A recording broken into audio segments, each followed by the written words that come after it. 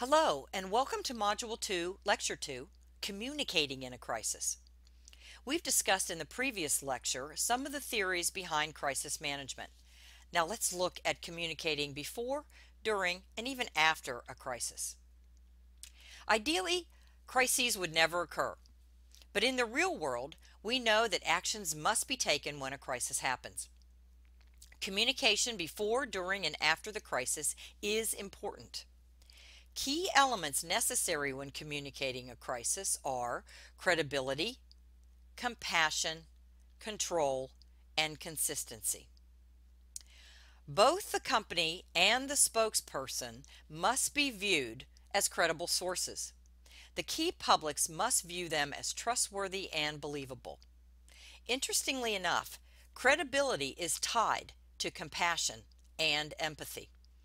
Research done during 9/11 by Susan Santos of the company called the Focus Group demonstrated that a person's credibility is assessed in the first 30 seconds.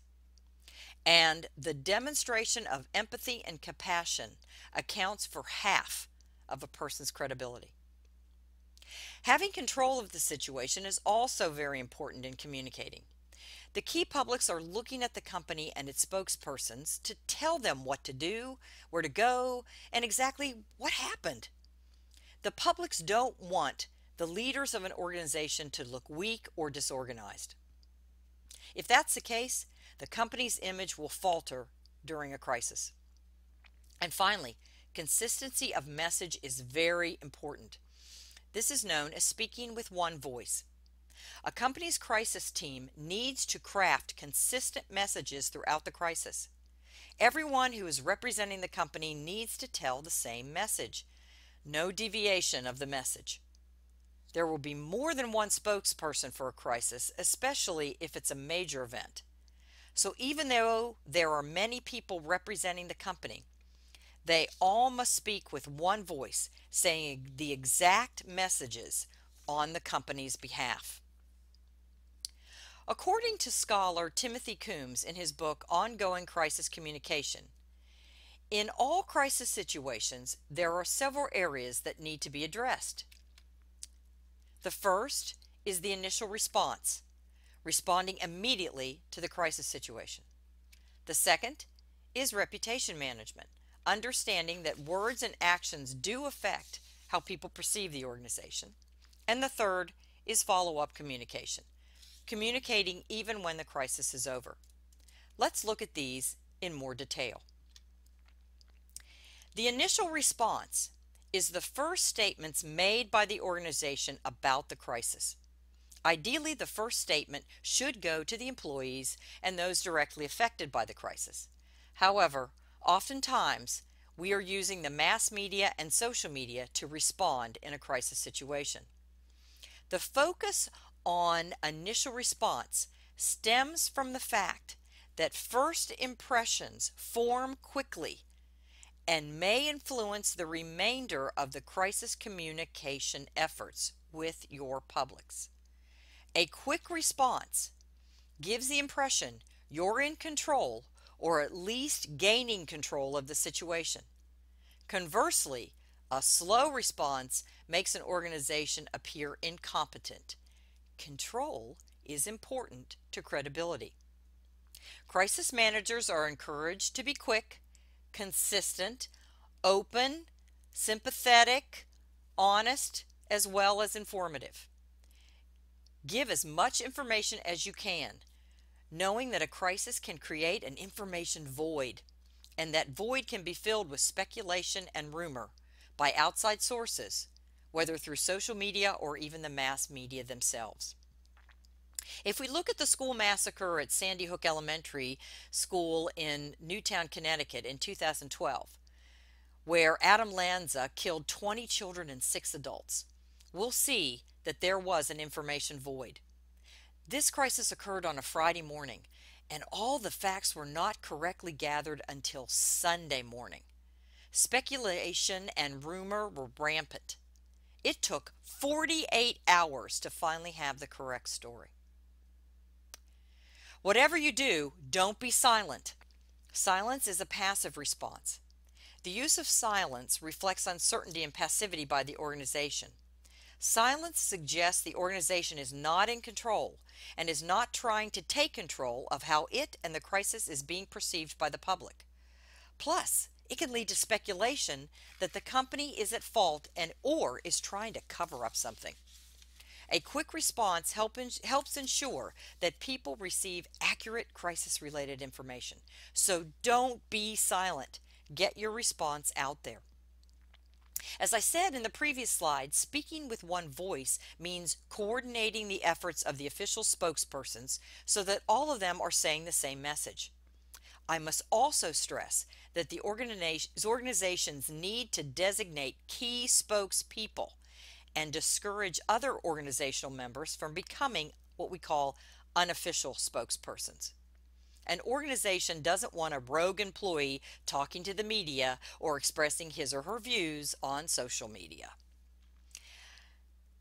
Also, stay on point by developing your key messages, or what we call talking points.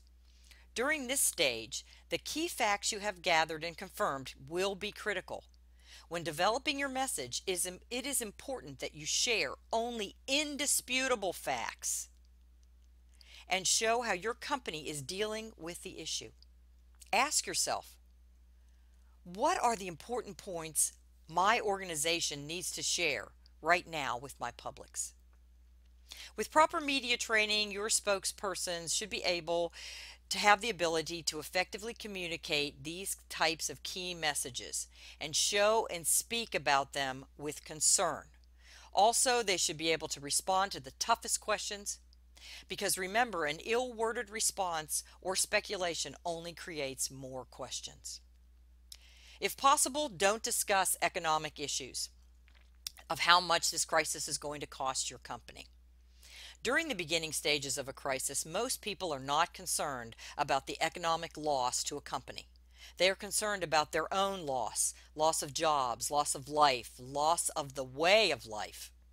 If you are pressed by the media to discuss money, make it brief and make sure your key message is more about the people affected than the money lost.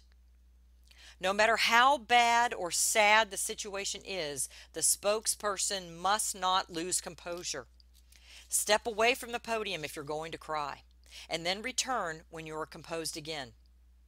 You could have lost friends or fellow employees in this situation, and you can become overwhelmed. But as a crisis manager, you must be composed. If not, let someone else in the organization handle it. Remember, in a crisis, you want to express compassion for those impacted. You also want to show a commitment to uncovering and communicating all pertinent facts, and a pledge to make any necessary changes to prevent a similar issue from happening in the future. You can see how important it is to have a quick and accurate initial response. But now, what do we do to maintain the company's reputation? Damage to a company's reputation is danger during any crisis. Research now looks at how various communication strategies can be used to effectively maintain, or in some cases, could possibly hurt a company's reputation. Words and actions do affect how people perceive the organization. As we look at these various response strategies, you'll see how many of them follow along with the theories we discussed in the previous lecture. Research has pinpointed these responses as those most used in a crisis situation. Let me briefly go over them. However, I have enclosed a handout in your Blackboard module which defines these more thoroughly. First, attack the accuser. This is when a company is verbally being attacked by an outside source. The company may choose to, quote, turn the tables, unquote, so to speak, and then attack back. Denial. Just what it says. The company denies any involvement in the crisis. Excuse. Company tries to downplay the crisis, either by denying any intention to do harm or that it had no control of the events. Blame or scapegoating. This is casting the crisis onto another source. Hey, it's not my fault. This one is very commonly used because no one really wants to take responsibility. Justification. Giving validation for what you've done and your actions, stating that the crisis was minimal and no one was seriously hurt. Ingratiation. Reminding your key publics that your organization has a strong past and a good reputation, that this crisis is basically just a blimp on the radar. I personally like to use this one. I like ingratiation because it brings out the positive attributes of your company. Compensation. Giving money or other contributions to overcome the negative effect of the crisis. Corrective action. Making changes so that this type of crisis will not occur again. Victimization.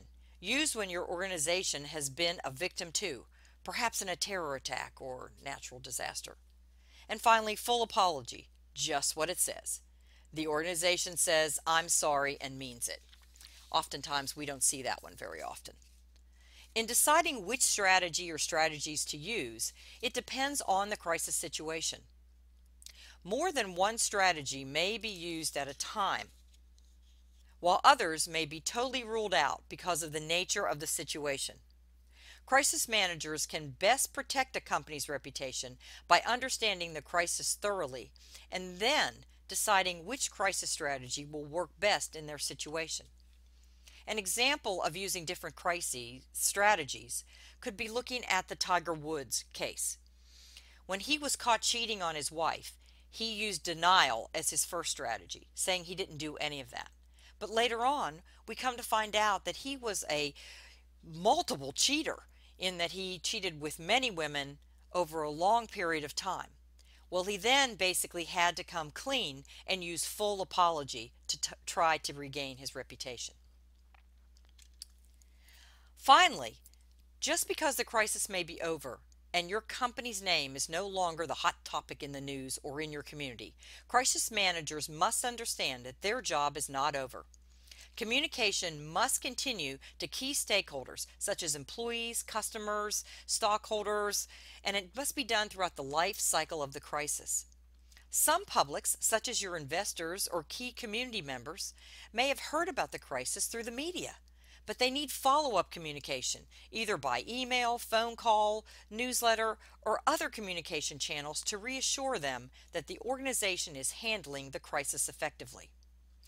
Remember that your key publics want to know what's going on, so updates are important. Make sure to announce the cause of the crisis as soon as it's known. Report any and all recovery efforts. Tell what actions you're taking for this to never occur again, and tell your publics about any outside support you're receiving, such as help from the government or other companies. Finally, make sure that if your company makes promises such as aid to the victims or being open and transparent to the media, that you follow up and make sure all of those promises are delivered upon. If not, all follow-up communication to repair your reputation will be ruined. One last thought. Even though our job as crisis managers is to maintain the reputation of a company, remember it's people who are the ones affected by the crisis. Put yourself in their shoes and be compassionate to their situation. Hey, that ends our lecture for now. See you next time.